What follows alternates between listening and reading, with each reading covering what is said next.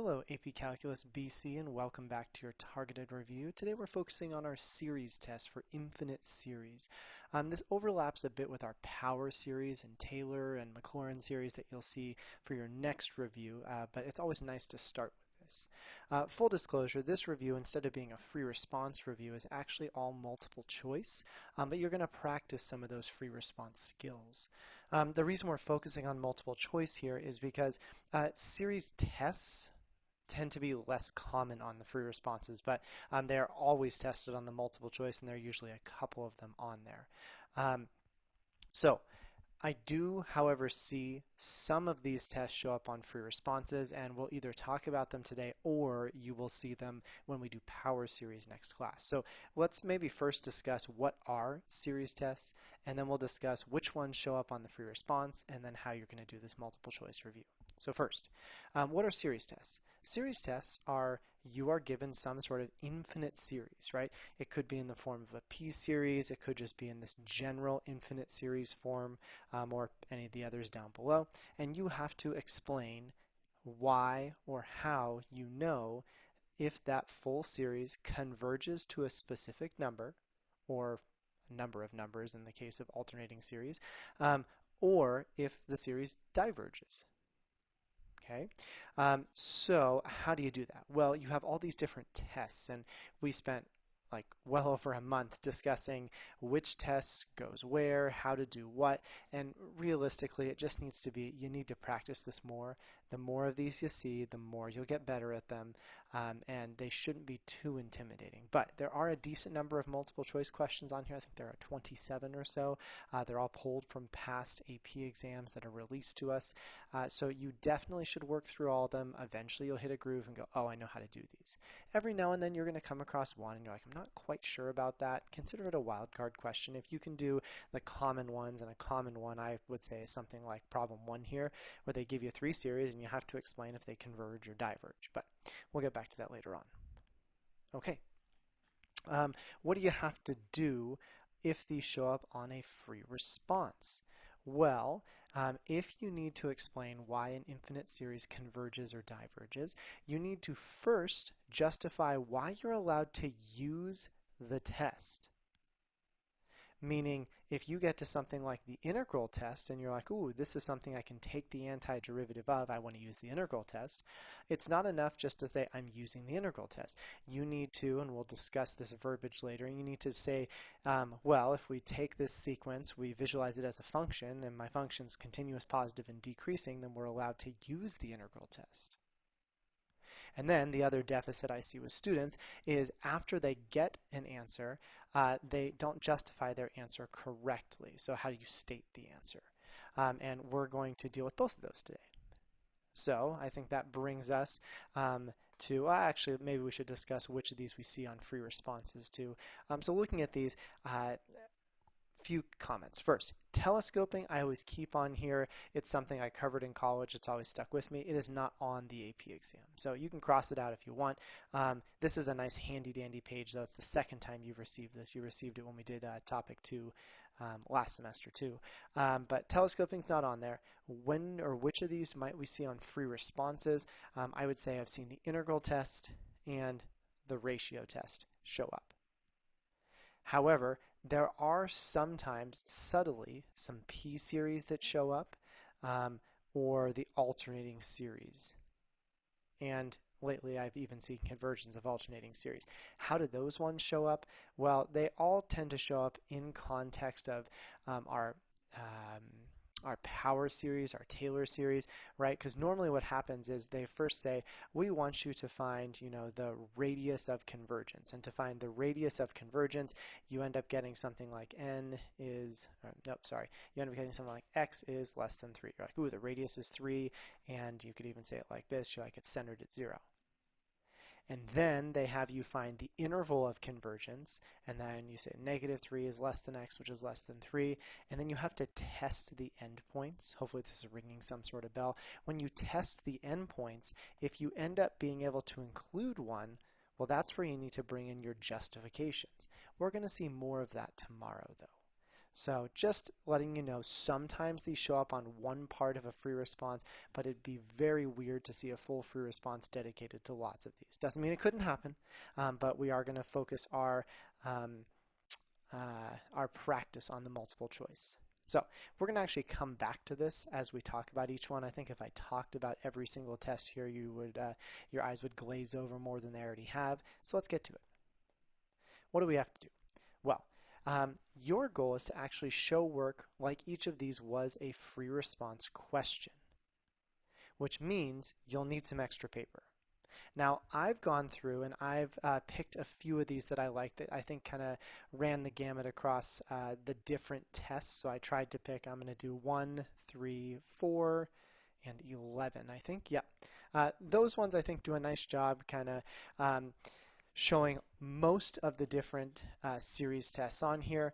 I guess I should probably find one that does absolute and conditional convergence, assuming I have one on here, so we'll find that at the end. But I am going to be working off to the side on my infinite paper. You'll want separate paper for really all of these because it's very good practice. I mean, eventually, once you get the hang, maybe 10 or 15 in, you're like, okay, I understand what I'm supposed to do. Here's how I do it, and you write it super quickly. I mean, these are multiple choice. You don't have to show work, but we are going to show work here just to really prep in case something like this shows up on the free response. You'll also notice that I keyed mine with different symbols here. These are not like AP approved symbols. The P is P series, HS, harmonic series, alternating series test. This is pretty common. But I keyed that because there are multiple different ways that you can prove if these series converge or diverge. But I picked different ways to do them just so you could see all the varieties, or you could see the different tests as we go through. So let's get to it. For which of the following series converge? Okay, well, this is definitely number 1. I guess I should write that over here, right? Written like this, with the summation from n equals 1 to infinity of 1 over n squared, this whole thing is a series. Within a series, there is a sequence of numbers. Right? This sequence is here, and this is going to become important over the next couple of problems. So the sequence would be if 1 is plugged in, we get 1. If 2 is plugged in, that's 1/4. 3 is plugged in, that's just the squares are in the denominator, right? This is a sequence with commas in between. The series, in this case an infinite series, because there's infinity up top, is the infinite sum of the sequence.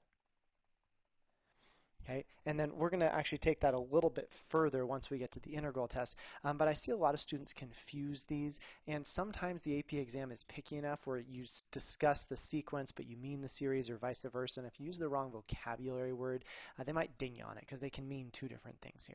So let's get cracking. Remember, the first thing you should really always do, and this is a mental check for me, is you should use the nth term test for divergence, which means very quickly you should look at the sequences formula. So I would look at the limit as n approaches infinity of the sequence for which we are finding the sum, and I need to make sure that is 0. This is 0. Good. Again, I would do that mental math. I'd say, oh, that's infinitely large. We know that's 0. Great. That means we can actually proceed with the test. Because if this wasn't 0, right, if I had something like n over n plus 1, and we found the limit as n approaches infinity, dominance, that's 1, which is not 0, then that means that we automatically know that because the limit of the sequence is not 0, then the series does not converge. Right? So it's very important to check this. Again, do this mental math wise. There's nothing else you have to do there. Let's go ahead then and skip down to the actual problem. How do we know if this converges or diverges? Well, the sequence is in the form of 1 over n to the p power, and we need to remember that if p is greater than 1, this converges. So we would say something like, and I'm going to write a conclusion, n equals 1 to infinity 1 over n squared is a P series with P greater than 1. Therefore, the series converges. What are some no-nos here? Well, I don't want to say 1 over n squared is a P series. That's not a series. The series has to have a summation with it, right? So we do want to be particular about these summations. Okay, you'll need to make sure that it's greater than 1, and I think that's pretty good, right? That's all the justification we would need, this one sentence right here. All right, what's problem 2? 1 over n, or not problem 2, but rather choice 2.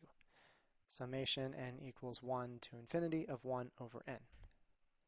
All right, well, this is one of the two series you just need to recognize, yeah? For this series, we know that this does what? Well, this diverges. Again, you should quickly check in your head for any series. 1 over n, that's 0. So you're like, ooh, it could converge, but does it? No, this does not. There are two ways to think about it. Number one is you could put a little 1 there. That's a p series with p equal to 1, and p less than or equal to 1 diverges. However, much faster, we need to recognize that this is the harmonic series, and thus diverges.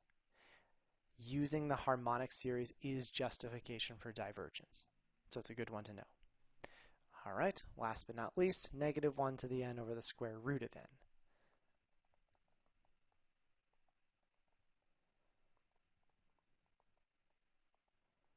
Okay, so this guy, I think, meets the requirement of the alternating series. This is an alternating series. And we can see that by quickly rewriting it. You don't need to do this, but it's negative 1 to the n times, and I'm going to write this as 1 over n to the 1/2 power. Now, a few things to note. First, if you were to write out the terms in this, right, if we substitute in 1, then this becomes negative 1. It's going to be negative for all odd powers. And then if we substitute in 1, that's just 1. So it becomes negative 1. Next one's going to be positive 2, and then this is plus 1 over the square root of 2, minus 1 over the square root of 3. And we can see where that goes from there, right? Adding up. Okay, so this is our alternating series. We're alternating in sign. Do all alternating series converge? No, certainly not, right? If this had been n to the 1/2 power, that's still an alternating series, but now we're going to be adding larger and larger numbers. Negative 1 plus the square root of 2 minus the square root of 3 plus the square root of 4. That one is not going to converge. So how do we deal with this? Well, we take part of this series. In particular, we take this part, ignoring the alternating, and we first have to perform our nth term test for divergence. So I really like to go through and say the limit as n approaches infinity. I just do the absolute value of the whole thing. I think that's a little bit more efficient. Absolute value of a negative means that's gone. So this becomes the limit. Since n's going to infinity and we're starting at 1, I don't think we need the absolute value anymore. So it's just 1 over n to the 1/2. 1 over something infinitely large is always 0. Whew. This tells us then, and you could have just written this, I like to include the whole thing. This tells us, though, that ultimately if we didn't have the alternating factor, our sequence goes to 0, right? You're adding up numbers that are getting smaller and smaller, or closer and closer to 0. That has to happen. The next thing that has to happen is this guy needs to be a decreasing sequence, right? So I just like to state that 1 over n to the 1/2 is decreasing. And that's fine for me. Other people will write it as the absolute value of 1 over n to the 1/2. There we go. Is always going to be greater than 1 over n plus 1 to the 1/2. What does that mean? Well, it means that for every next value that you substitute in, this guy is going to be smaller than the previous value. It tells us that each consecutive term is smaller than the last. We're decreasing. Okay, and last but not least, we should probably tell them that this series, n equals 1 to infinity, negative 1 to the n over square root of n, alternates in sign. These three statements need to be clear if this is a free response. The limit of the sequence is 0. I like to do the absolute value of the sequence. The sequence without the negative 1 to the n is decreasing. So if our sequence goes to 0 and the sequence is decreasing and we alternate in sign, therefore the sum from n equals 1 to infinity, negative 1 to the n over the square root of n, converges by the alternating series test. You should probably write out alternating series test, but if you write AST, everyone's going to know what you mean. There's a lot to write there. Now, how often does this show up on a free response? Pretty much never. So it's really nice that you don't have to justify this because it's multiple choice, but you should know these three things, because if it does come up on a free response, and I have seen alternating series occur as endpoints on power series, and so sometimes you do have to invoke the alternating series test, and you need those three things. So what have we covered so far? I guess, what is the answer? 1 and 3. So 1 and 3, that's D. Okay, what have we covered so far? We've definitely covered the nth term test for divergence, right? This doesn't tell us about convergence, but this limit of the sequence better not equal 0, or better equal 0. If the limit of the sequence isn't 0, we diverge. You should always start with that test. Do it mental math-wise. We've discussed the p-series.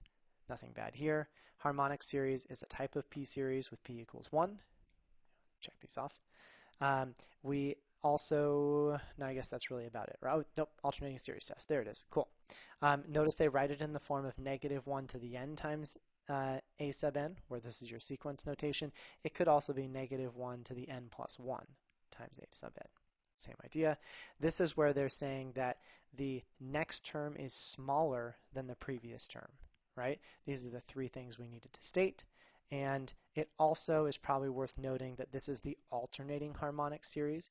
If you substitute in 1 first, you're going to get 1 minus 1 half plus 1/3 minus 1/4, so on and so forth. I think you could also probably argue, and someone I'm sure will tell me that I'm wrong here, that negative 1 to the n over n is also the alternating harmonic series. This one becomes negative 1 plus 1 half minus 1/3. Because these are convergent, alternating series tests, these are convergent.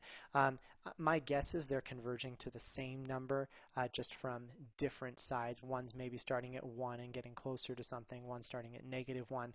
In fact, these are both conditionally convergent, so technically they can approach any number we want, though I think commonly people discuss this as being equal to the natural log of 2. My guess is this approaches natural log of 2 from the right, and this approaches from the left, but I'm totally spitballing that, so if someone knows better than I, please leave it in the comments or send me a link, and I'd be happy to learn more about it. All right, scooting on down. Which of the following series converge? Well, looky, looky. I see an alternating series factor. Do we remember the three things we need to do?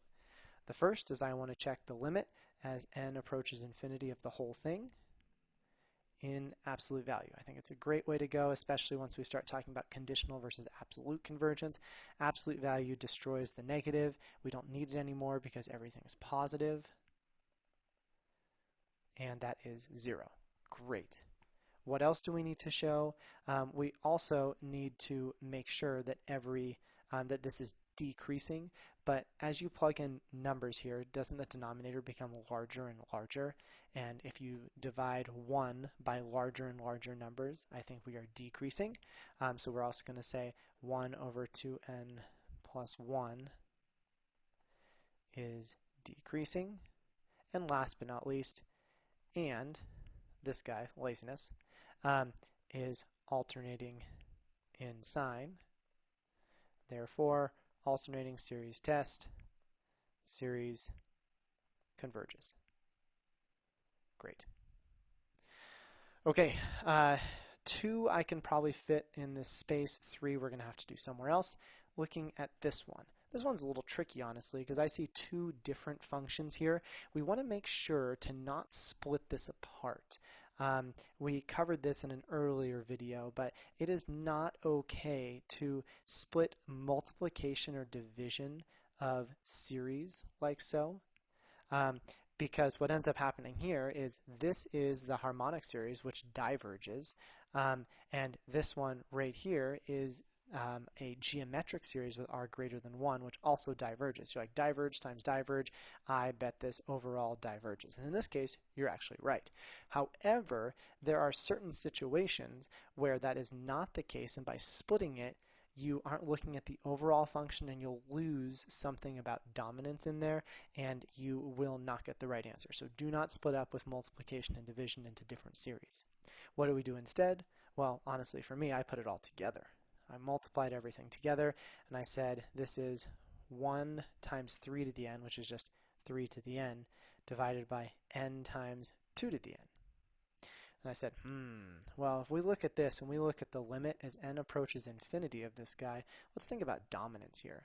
Between n and 2 to the n, is one of them more dominant at infinity? Well, yeah, exponentials are always more dominant, so that's gone. Okay, and then we look at the next one and we say, okay, well, the limit as n approaches infinity of 3 to the n over 2 to the n, which one of those is more dominant at infinity? Oh, well, I think 3 to the n is more dominant at infinity, isn't it? So isn't this just like 3 to the n over 1, which goes to infinity, right? Which is, of course, not equal to 0. Another way you could have said this is you could have rewritten this as 3 halves to the n. And then if you think about multiplying 3 halves, or 1.5 times itself an infinite number of times, any number that's greater than 1 times itself over and over and over again just gets bigger and bigger and bigger, and so this is definitely going to go to infinity. Okay, so how do we finish this off? Well, we'd say something like by the nth term test, that's what we just did here, this series 3 halves to the n diverges. There we go. Okay, last but not least, third one. Oof, tricky. Something like this. This is one that's a very, very common problem. It starts at 2 as well, because the natural log of 1, the natural log of 1 is 0, and so you'd be dividing by 0, so it starts at 2. This is a pretty darn common problem, and although it might be possible to do the comparison or the limit comparison test, I think typically people do this with the integral test. And some people would look at that and go, why would you think I know how to integrate that? And the answer is, I don't really know. I've just seen it so many times that I know we can integrate it. So how does that work? Well, what we need to do is first make sure we can actually use the integral test. What has to happen for the integral test? Well, 3 things. First, well, actually 4 things, I guess. At the very beginning for the integral test, we are going to take this infinite series, and in particular we're going to take the sequence, right? The sequence is this formula, and for this formula, this sequence will only take values of n, in this case, for 2 and larger. So we can plug in 2, and 3, and 4. Not 2.5, not 2.1, not 20, whatever. And we could even, if you wanted, graph this sequence. Now it's our hope that when we graph this sequence that these individual points, these natural numbers or whole numbers here, get closer and closer to 0. Well, they do if you do the nth term test. What we're going to do, though, is instead of looking at the sequence, because we don't know how to integrate a sequence, integral is all about finding an area, and you can't find area of individual points. It doesn't work that way. We're going to go ahead and say we're going to let f of n equal 1 over n times ln, natural log of n. I really like this statement. It makes it very clear that instead of looking at a sequence, now you are looking at a function. Now, are they the same? Well, kind of. If you were to graph this and we assume that this is the pattern, it's going to be exactly the same, but it's going to be a continuous function instead of this discrete function over here. Once you have that continuous function, you can actually go through and you can integrate. All right, so I think it's very important first to state the function, and then second, and this is what trips people up when they use the integral test, we need to state some criteria about the function. You can do this at the beginning or the end. I prefer the beginning, though, because if the function doesn't meet these criteria, you can't use it, and then you'll have done a lot of work for nothing. So we're going to say f of n is positive. Right? Can you prove to yourself that's positive? It's interesting because this is actually not positive everywhere, because the natural log of e, well, no, it is positive everywhere. Ha, I lied to you. It is okay if the function is not positive for the first few values, or the first countable values. Eventually, though, if f of n is positive, and so f of n is positive here, so f of n is positive, that's definitely true. Decreasing, can you see why it's decreasing?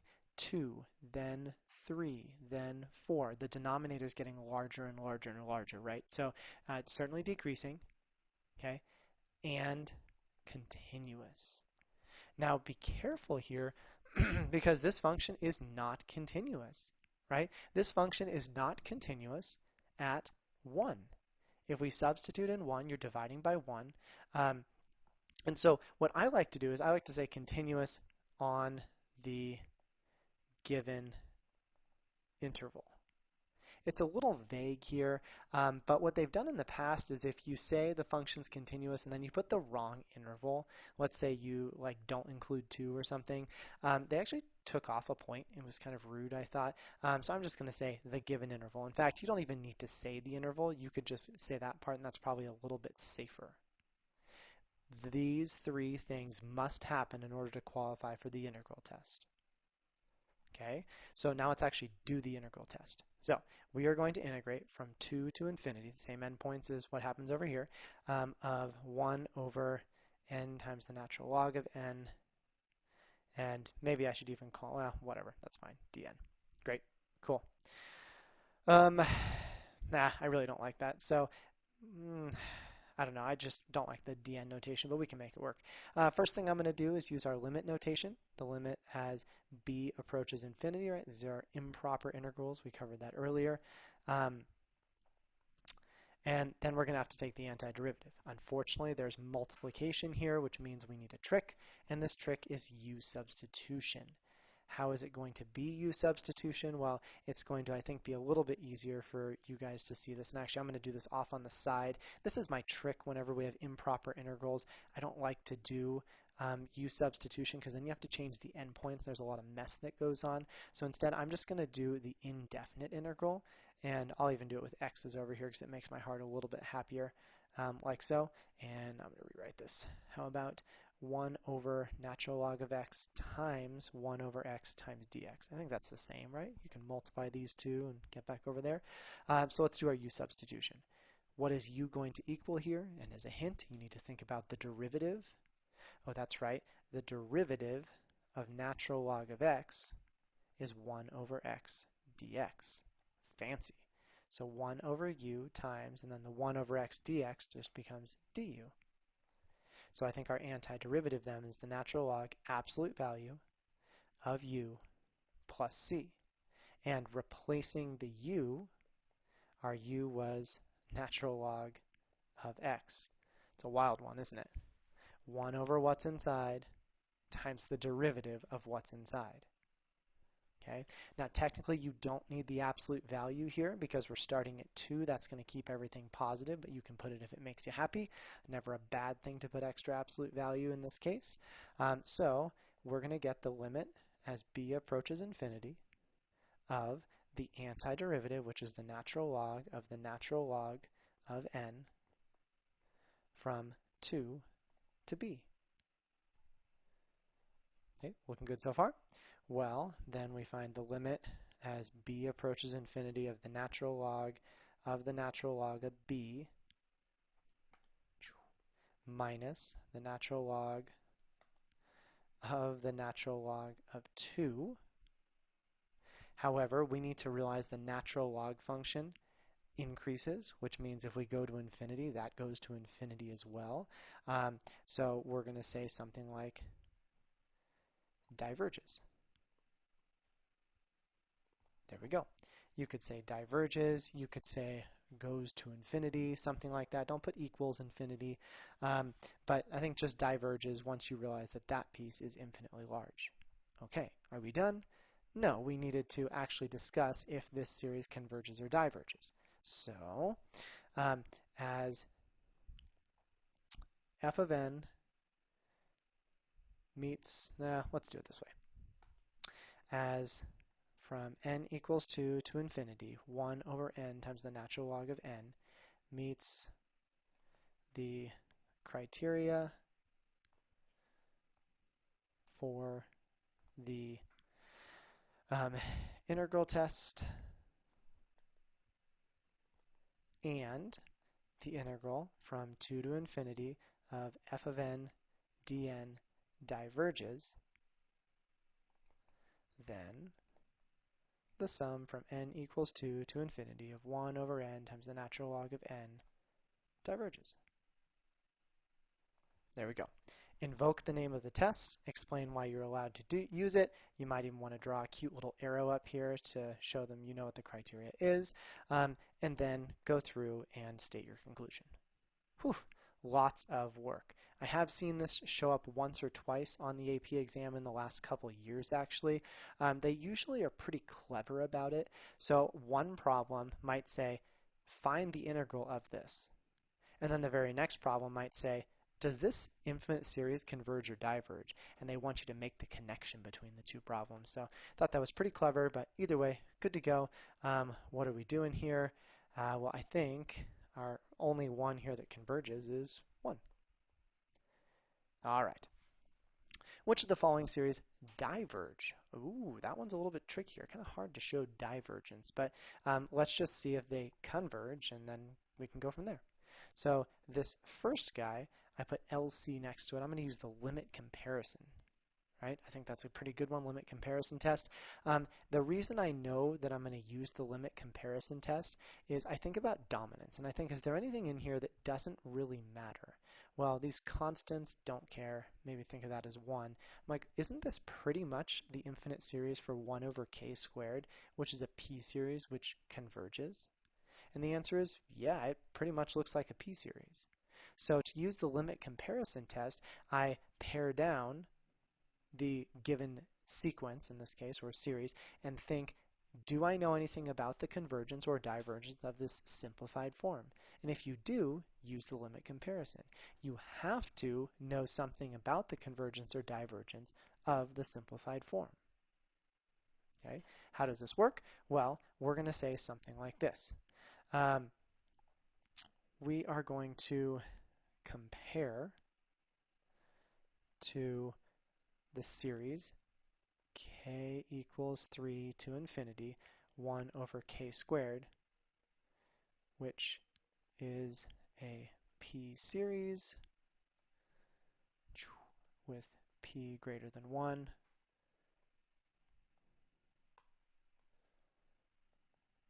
therefore converges.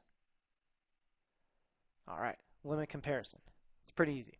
We write out our limit. We are going to take k to infinity, and we look at the quotient of our two sequences. It doesn't matter which order you write them in, which makes the limit comparison test pretty cool. I'll do 1 over k squared on top, and I'll do the other one 2 over k squared plus 1 in the denominator. You can switch them and you'll get the same result. Okay, so we continue out with this guy. We're going to get k squared plus 1 in the numerator and 2k squared in the denominator. Dominance here, so the limit as k approaches infinity, this becomes k squared over 2k squared. Those cancel, and we end up with 1/2. All right, well, what do we conclude? Because you might be tempted to say, oh, 1/2, that's not 0. Doesn't that mean that this diverges then? So maybe that's a good hint to look back up here. For the limit comparison, if you find the limit of your two series, or two sequences in this case, and you get L, where L is a number between 0 and infinity, then we can conclude based on our comparison series. Okay? We don't want 0, we don't want infinity, we want an actual number. What this number is telling us is at infinity, these are close enough together that when we divide them, they are close enough to actually get a number in between. If they weren't close enough, in air quotes, let's say a sub n was really, really big and blotted this out, we would get infinity. Or if a sub n got really, really small compared and this was really, really big, we'd get 0. But because they're close enough, then we can use the convergence of one series or the divergence to conclude with the other. So if your comparison series converges, then the other series converges. However, if your comparison series diverges, then your other series diverges. All right, what else do we do? We did an integral test earlier. We're doing the limit comparison right now. Okay, so we got 1/2. So by the limit comparison test, summation k equals 3 to infinity 2 over k squared plus 1. So my comparison series converged. This one also converges. Okay, we did need to explain what our comparison series does. The comparison series converges. We needed to show the limit test here. We needed to state the name of the test and a conclusion. All right, let's look at our next couple over here. We have this guy from 1 to infinity of 6/7 k. All right, so this is 2 summation 1 to infinity 6/7 to the k. This to me looks like a geometric series, an infinite geometric series. We know that because we have a value, a fraction in this case, to the nth or to a k power. It doesn't have to be a fraction, it can be anything, but the fraction is important because in order for a geometric series to converge, R, this common ratio, needs to be less than 1.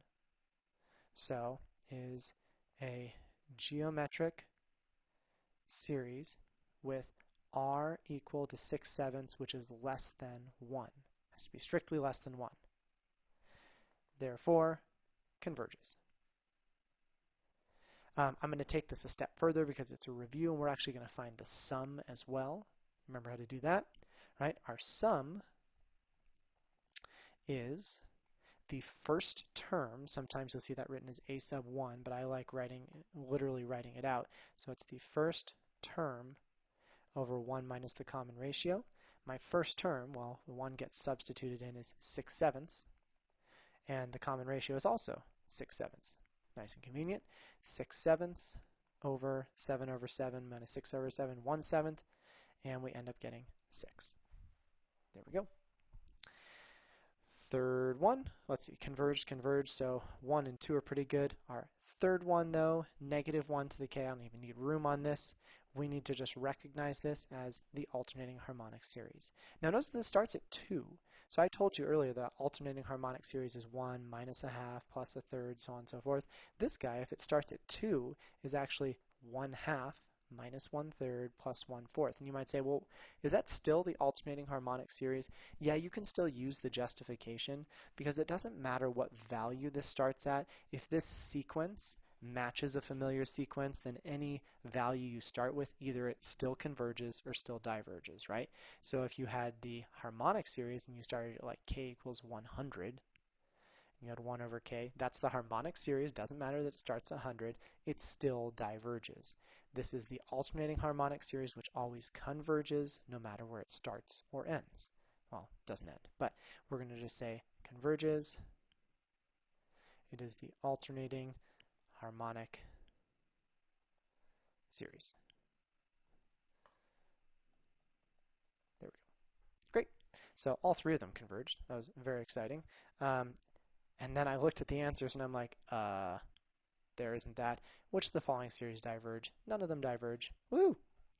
All right, we're almost done. We have, I think, 2 more. We're going to do 11 and then look for one of these that talks about absolute versus conditional convergence. All right, 11. I have an R next to 1, which is going to mean the ratio test. Nth term test we've done before, and limit comparison we've done before as well, but I think these 2 are nice ones to do. The limit comparison test was actually just added to AP Calculus BC, I think in 2016. Most teachers still taught it. I find it much more useful than the direct comparison test, which I despise. My video goes more in depth there. But limit comparison test, pretty cool, pretty easy. So let's actually do the nth term test here, and we'll do the ratio and limit comparison somewhere else. We're going to do the limit as n approaches infinity of the sequence, not the series.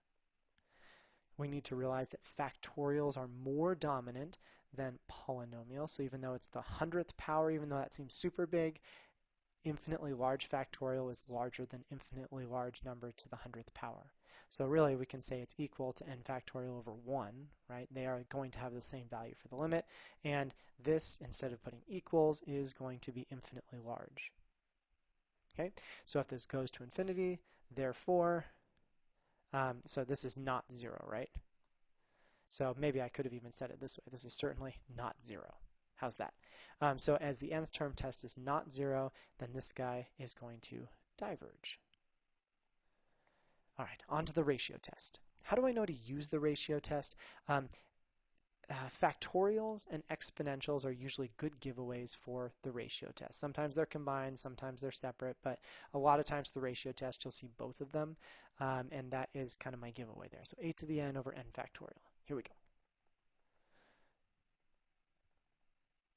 8 to the n over n factorial. Ratio test. The limit as n approaches infinity, absolute value.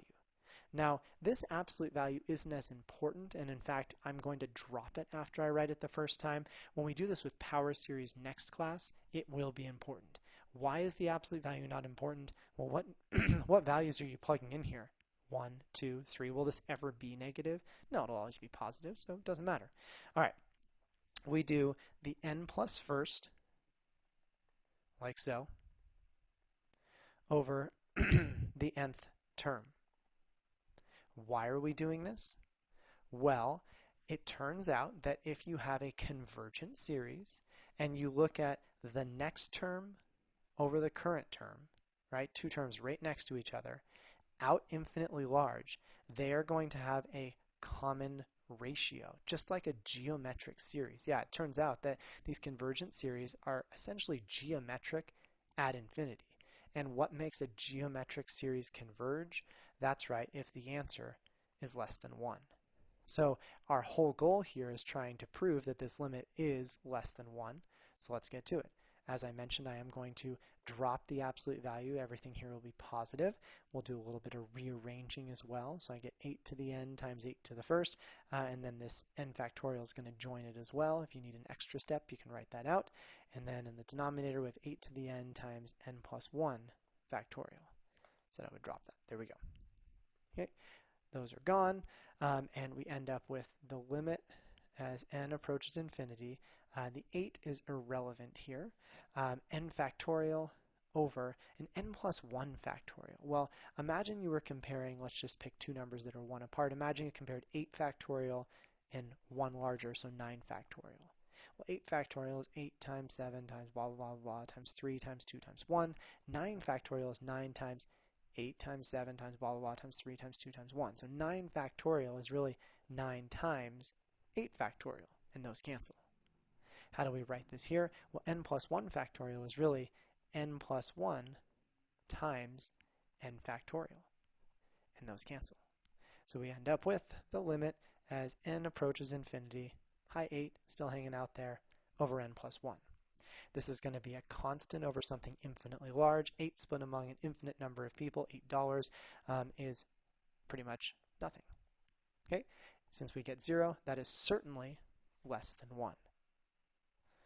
All right, so we found an answer that was less than 1 here, which is great. That's always less than 1, very exciting. And so therefore, remember, invoke the name of the test, by the ratio test, this summation infinite series converges. We do want to put less than 1. We do want to discuss the ratio test, and we're good to go from there. All right, what's our last one? Oh yeah, this one looked pretty scary. So n plus 1, n, n2, n3. Okay, we got this from 1 to infinity. Scoot on over this way. Okay.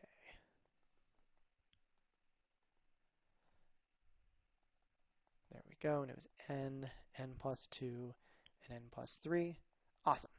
That looks scary, but if I multiply all of this out, we're going to get something that almost looks like a p-series, right? If you can make this look almost like a p-series, then a limit comparison is a great way to go.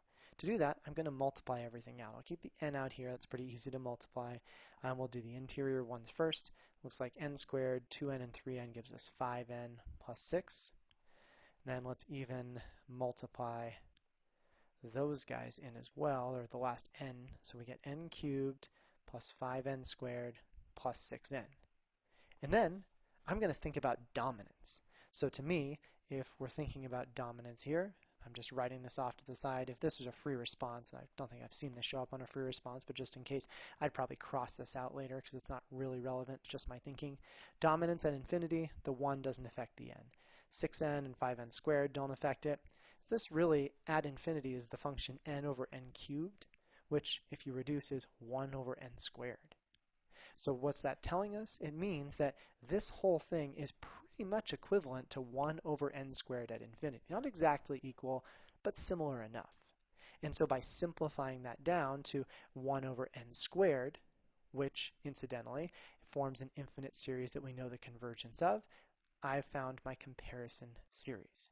So I'm going to compare to the sum from n equals 1 to infinity of 1 over n squared, which converges. Why does it converge? How do I spell converge? All sorts of good questions today. So which converges, right? P equals 2, which is greater than 1. However you want to say that. Great. Limit comparison. Limit as n approaches infinity. Remember, it doesn't matter which function's on top. I'm going to use this one. It seems less daunting. Am I going to use that one? Yeah, I will. Okay. So we have n plus 1 over n cubed plus 5n squared plus 6n divided by my comparison series 1 over n squared. As we work through, the n is going to distribute to the top. So n squared plus, n cubed, multiplication. N cubed plus n squared over n cubed plus 5n squared plus 6n. Can you see the dominance? Anything divided by itself is 1. Okay? So what that tells us is that these two have terms at infinity that are close enough to each other that when you divide them, you essentially get 1. It means the terms are the same, which means they must have the same convergence or divergence at infinity. Right? We're looking for a value between 0 and infinity, and so we're going to conclude here, therefore, by the limit comparison test, the summation from n equals 1 to infinity of this guy,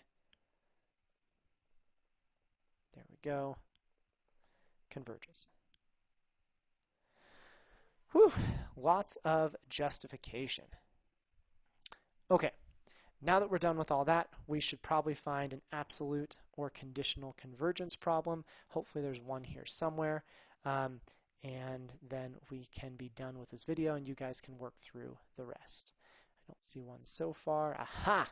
Ha ha ha. Which of the following series are conditionally convergent? All right, what does conditionally convergent mean? Well, I have this in our handy-dandy little chart up here. I adapted this, by the way, from a chart I got off Lynn McMullen's teachingcalculus.org website, and then I just tried to add a couple things to it, so thank you, Lynn. Here's our ratio test we did. I skipped the direct comparison test. You can watch the video on that if you'd like. I just despise it. Okay, absolute versus conditional. Absolute convergence absolutely converges. So if you take the absolute value of the sequence and you get something that still converges, it's absolutely convergent. Conditional convergence is the original problem converges, but once you apply absolute value, once you apply a condition to it, then the new series diverges. Okay, let's look at a practical application of that down here. And when I say practical, I mean a calculus application. Okay, first one. We'll go quickly here. This is originally the alternating harmonic series, which certainly converges. Okay. This second one is the alternating series test, also converges.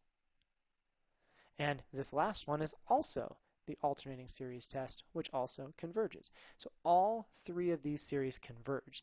But the question is, do they converge conditionally or absolutely? So how do we compare? Well, we apply absolute value to these.